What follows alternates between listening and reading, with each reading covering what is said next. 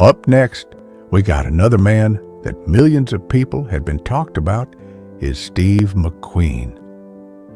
What if Hollywood's ultimate rebel, the man who made speed look effortless, had a love life as thrilling as his on-screen stunts? Steve McQueen lived fast on and off the road, and his romances were no less daring. Today, we're taking you through his heart's high-octane journey, from his Broadway sweetheart to his most explosive affairs, and the one woman who nearly kept him grounded. Buckle up.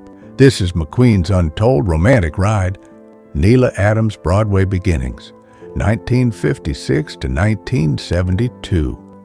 It all began in early 1956 when 26-year-old struggling actor Steve McQueen auditioned for a Broadway show and met 21-year-old dancer Neile Adams.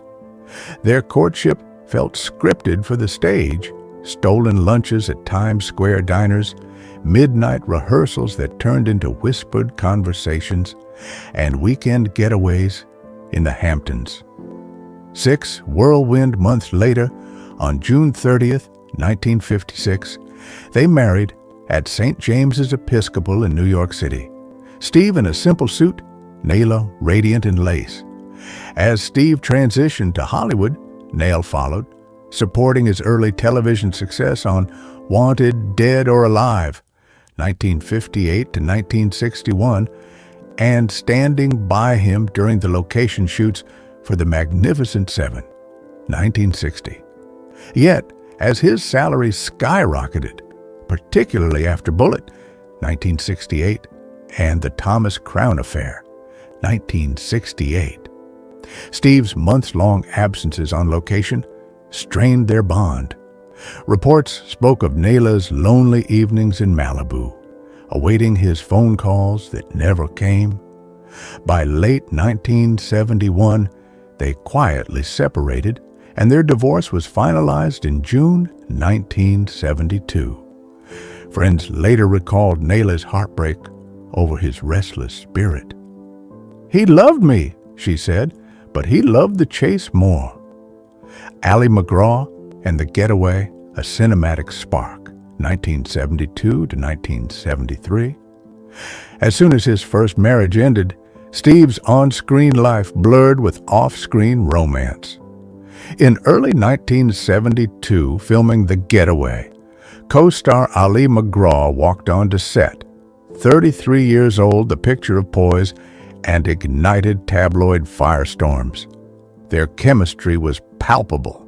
Whispered script discussions in her trailer, laughter that carried through the studio's corridors, and lingering looks that fueled endless speculation. Rumors claimed they shared clandestine dinners in Dallas, secret late-night calls, and stolen kisses between takes. Both insisted it was purely professional chemistry, yet paparazzi snapped them slipping into the same hotel entrance at dawn. As the film wrapped in June 1972, their affair peaked. But by spring 1973, after worldwide premieres and publicity tours, they parted ways. Ali later admitted he was the one that got away, and Steve returned to his solitary pursuits. The memory of their passionate but brief tango, lingering longer than any blockbuster. Barbara Minty, A Model Romance Deferred, 1973 to 1980.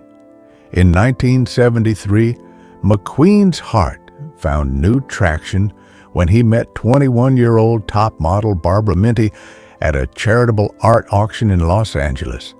Their connection was immediate.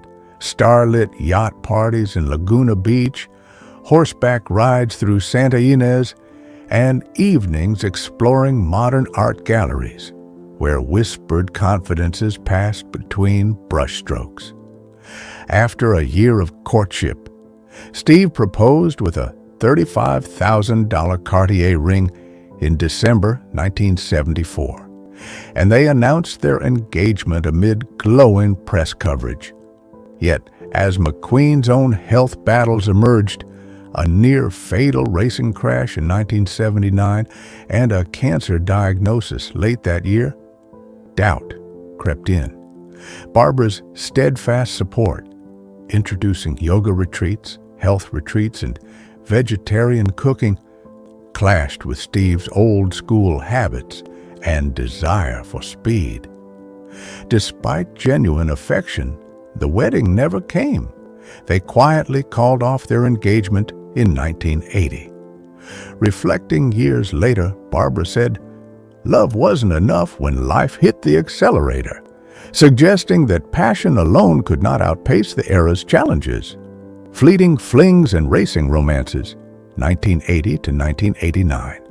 Even as his health declined, McQueen's magnetism drew companions onto his private racetracks.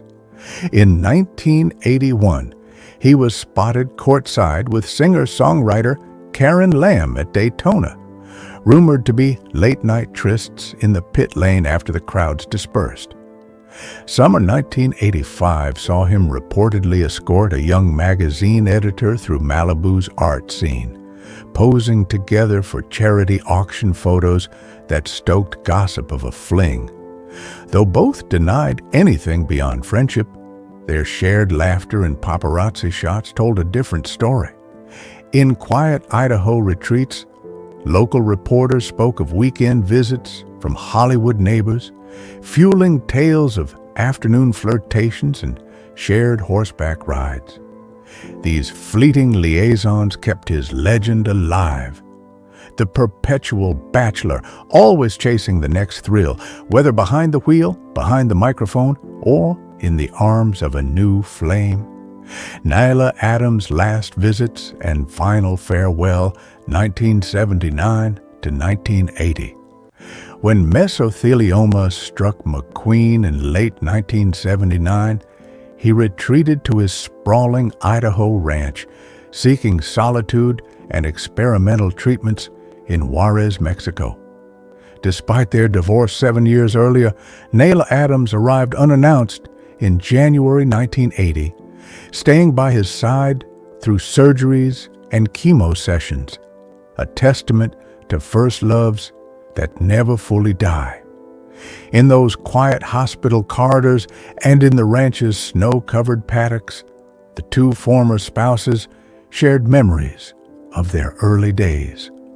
On November 7, 1980, McQueen passed away at age 50, with a handful of close friends and Neile herself at his bedside.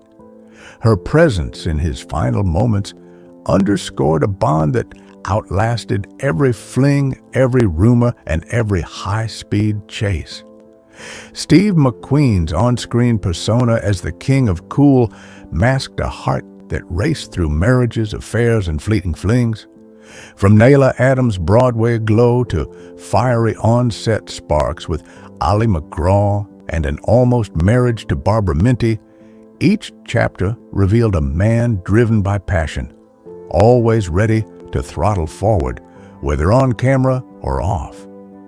In the end, the rebel's greatest thrill was love itself, brief, intense, and always worth the ride.